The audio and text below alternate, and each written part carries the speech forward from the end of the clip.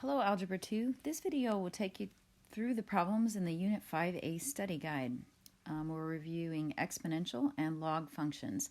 I'm going to move quickly through these problems, so make sure you pause the video or slow me down anytime you need to in order to understand or simply just get down the material. All right, let's get started. Number 1, how do you determine whether a function or a graph is growth or decay? So for decay on the equation, remember the exponential equation is y equals a times our base b raised to the x power. So to know if it's growth or decay, you're going to be looking at that b value. If the b value is less than 1, but at the same time greater than 0, positive, then that is a decay equation. If you're looking at the graph, when you read the graph left to right, you're going to be looking for a curve that is falling, and that is decay.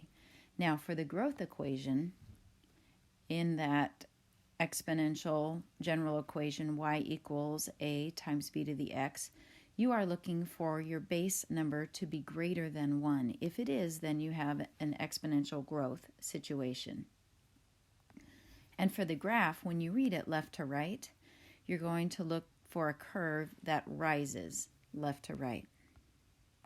So let's start by graphing number 2. F of x equals 4 to the x. Notice that our beginning value is just a 1, an understood 1. Our base is 4, which is greater than 1, so we're going to have a situation of growth.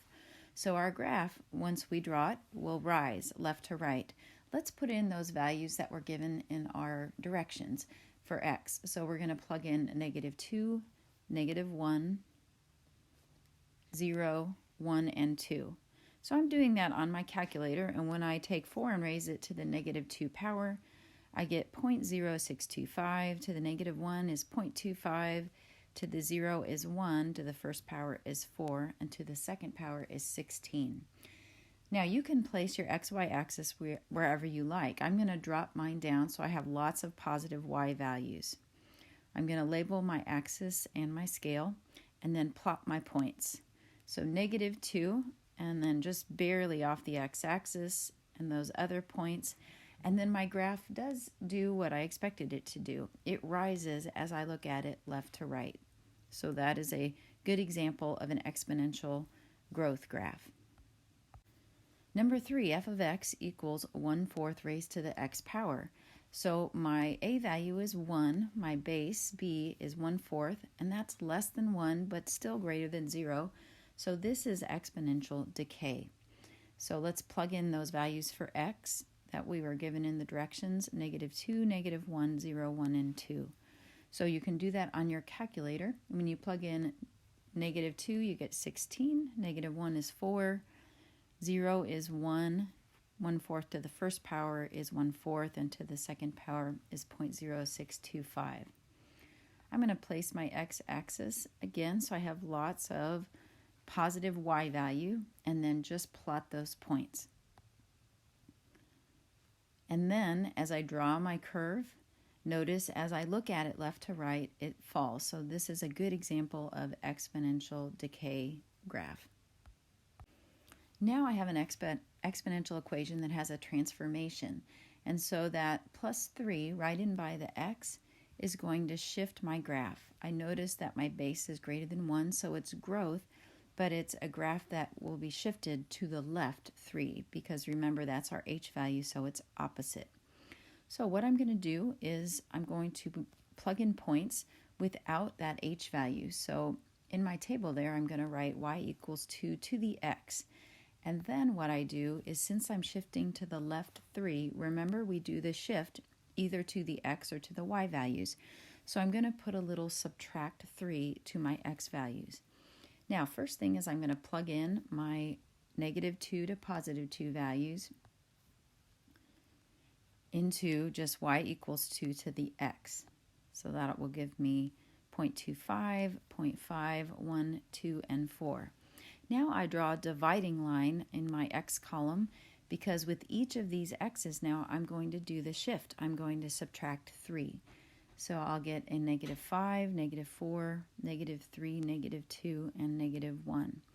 So now the points I'm graphing are my new x values in green and those y values that I got earlier. So I'm going to place my y-axis right in the middle and then plot those points. Now, as I look at this graph, it is growth because it rises as I look at it left to right, but it is shifted away from that y-axis. It is over 3 to the left. So it's doing what I expected it to do.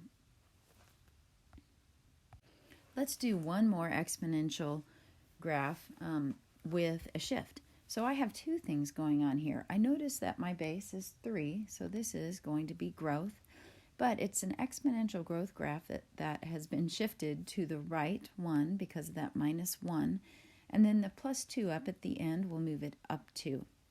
So in my table now, I'm going to write my equation without those h and k values. So it will just be y equals 3 to the x. Now I'm going to do the shift in my table. So since I'm shifting to the right 1, I'm going to add 1 to my x, and up 2, I'm going to add 2 to my y.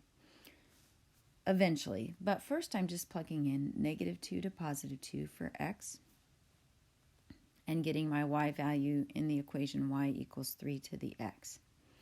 Now I'm going to draw those dividing lines in both my columns and do the shift to my x values. So I'm going to be adding 1 to each of those in green, and then adding 2 to each of those y values.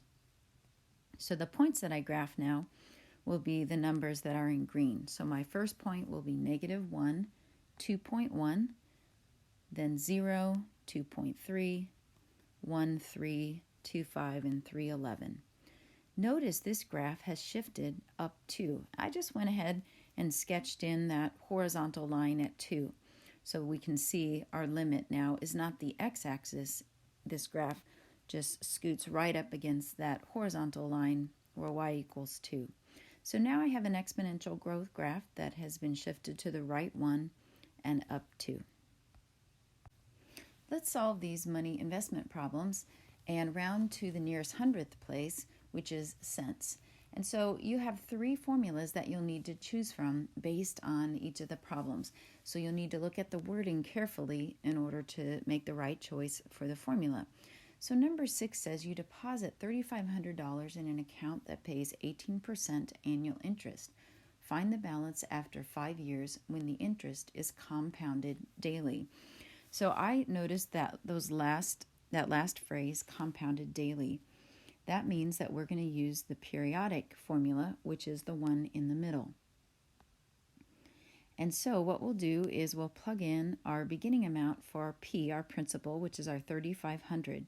We're going to be plugging in N, the number 365, because that is the number that we use for compounding daily. And for T, we're going to plug in the number of years, which is 5. So if we pause a moment and look at this, we have A, which is our future amount, equals our principal, the $3,500, times 1 plus our interest rate as a decimal. So instead of 18, we move that decimal 2 to the left, so it's 0.18 over 365, because that is our n value, the number of times per year it's compounded. And then raised to the n times t. So 365 times the number of years. You can put that all in your calculator the way that you see it. And rounding to cents place, we'll get $8,606.70. Now let's look at number 7. So we deposit $4,000 in an account that also pays annual interest just 2%. Find the balance after 50 years. So that means this is just compounded simple interest. So we're going to use that first formula that you see up top. So A will equal our $4,000 times 1 plus our rate as a decimal, so 0.02 raised to our number of years, 50 years. So this amount will be quite a bit more than our starting amount because that's a long time. So you should get $10,766.35. Now finally, I bet you know what formula we're going to use. The PERT formula. You deposit $100 in an account that pays 35% annual interest, which is great. Find the balance after 7 years when the interest is compounded continuously. When you see that phrase, you're going to use the base E or the PERT formula. So A, our future amount, will equal 100 times base E raised to our percent as a decimal, so 0.35 times our number of years, 7. So you can put that all in your calculator, and you will get $1,158.83. What is the number E? Well, this number is called, it's named after the mathematician that discovered it, Euler's number. And it is approximately 2.72. And this number occurs in exponential growth and decay situations. When we have this number in an equation and you're calculating it, you want to use your E button on your calculator. And you should know where that is. If not, make sure that you check with someone so they can help you find that E button. So whenever you work a problem with the base E, you can use your calculator button. All right, now we're just going to do that, and in problems 10 and 11, you're going to approximate this value of E. So on your calculator, take E and raise it to the negative 0.65 power. When you do that, we're rounding to the third decimal place. So you should get approximately 0.522, rounded to the third decimal place. Now, number 11, we're going to take E and raise it to the 3 times x, and you're going to let x be 0.2. So do that on your calculator, and then rounding to the third decimal place will be 1.822. These next 4 problems will give you practice in rewriting logs as an exponential and writing exponential in logarithm form. So number 12 starts in log form. So we're going to do that log ride motion as we read it to put it in exponential form. So we'll just swing around and realize that we got 5 raised to the second power equals 25. Notice I have a check mark because I always look at the equation I've created just to make sure that it's true. If it's not, then I probably have put a number in the wrong place. So I'll go back and check that. Now let's look at number 14. We'll jump over there. Since it's an exponential equation, I'm going to rewrite it as a logarithm. So log, and then my base gets dropped down, and then that next is my value, which is 1, equals my exponent, which is 0. And then I did just a little check with my eyes in the swing around of motion to make sure I have all my numbers in the right place. Number 13, we're going to put that exponential into a log form. So we have log, our base, we'll drop it down, it's 9, the value is 81, and that equals 2, which is our exponent, and that does work out. Number 15, we're going to rewrite this as an exponential since it starts in log form. So my base is 6 raised to the third power equals 216, and that statement is true. All right, now let's just move on, finding the value of the log expression, and you can use your calculator to help you. So remember, you can use the change of base on your calculator if you need to.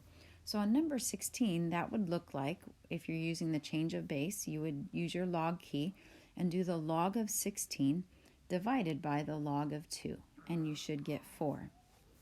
On your calculator for number 17, you can find your natural log button, ln button, of 1, which will be 0. For number 18, log base 5 of 125 will be 3. Change of base, you would put in your calculator log of 125 divided by log of 5. On number 19, log base 9 of 3, you will get 1/2. And again, change of base, you would do log of 3 divided by the log of 9. On number 20, log of base 3 of 9 will be 2, because 3 raised to the second power is 9. And then finally, on number 21, that is a base 10 log. You should be able on your calculator to just put in the log of 100, which will be 2, because 10 raised to the second power is 100. In the next set of problems, we're going to be finding the inverse functions. And so there is a set of steps to find the inverse. So the first thing we do with an equation is that we're going to interchange the x's and y's. So where you see an x, you write y, and where you see a y, you write an x. Now we're going to go through the steps to solve for y. So on 22, the first thing we'll do is add the 8 over. Then we're going to rewrite this in exponent form. So our base is 5 raised to the x plus 8 power will equal y. And that is our inverse function. We're just going to replace y with that inverse notation and switch it over to the left side of the equal sign. So instead of y, I have the inverse function of x equals 5 raised to the x plus 8. Now on number 24, we'll start it out the same way. We'll rewrite x for y and y for x. To get that y out of the exponent, I need to rewrite that in log form. So it'll be log base 2 of x equals y. We've done it. That's our inverse function. Let's just replace the y with the inverse notation of x equals log base 2 of x. All right, let's keep going. So on 23, instead of f of x, we will write x, and then log base 4 of y minus 1 plus 3. So the first thing we need to do is subtract the 3 over, because we're trying to get that log expression by itself. Now we're going to need to rewrite this logarithm in exponent form. So our base will be 4. Well, I'm going to switch sides of my logarithm. It's easier then to see how to rewrite. So 4 to the x minus 3 power equals y minus 1. One last thing to do to get y by itself is I'm going to add the 1 over. So I get 4 to the x minus 3 power plus 1. And then I just replace the y with that function notation. And there we've got our inverse function. Finally, on 23, replace the f of x with an x, and then our x with the y. So rewrite that in log form. Log base 3 of x equals y minus 2. And then let's add the 2 over. So y equals log base 3 of x plus 2. And then replace the y with that inverse function notation. All right, that concludes our study guide problems for the Unit 5A exam. Good luck on your exam.